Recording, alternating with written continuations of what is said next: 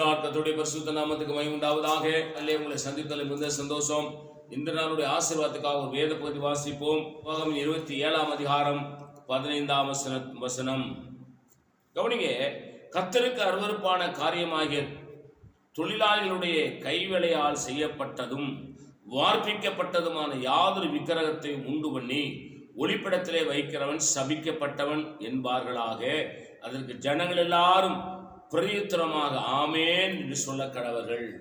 ஒளிப்படத்துல கையால மனுஷன் சேராம ஒரு பொம்மை, ஒரு உருவம் மரக்கட்டையால, மண்ணால, இரும்பால, வெங்கலத்தால, பவுனால செஞ்சு ஒரு உருவம் செய்வான். அதை வீட்டுக்குள்ள கொண்டு வச்சு அதுக்கு மாலை போட்டது, அதுக்கு நீங்க செய்ய மற்ற அதனுடைய காரியங்கள் எல்லாம் நீங்க செஞ்சீங்கன்னா வசனம் உங்களுக்கு நேராக சொல்லுது. என்ன சொல்லுது பாருங்க, நான் உங்களுக்கு வாசிக்கிறேன், திரும்ப படிக்கிறேன் பாருங்க. கர்த்தருக்கு அது அருவருப்பான காரியமாகிய தொழிலாளருடைய கைவேலையால் செய்யப்பட்டதும் ஆண்டவர் எந்த உருவத்திலும் இல்லை. உங்களையும் என்னை உருவாக்கினவருக்கு உருவம் இல்லை. அவர் ஜோதியாயிருக்கிறார், அவர் ஒளியாயிருக்கிறார்.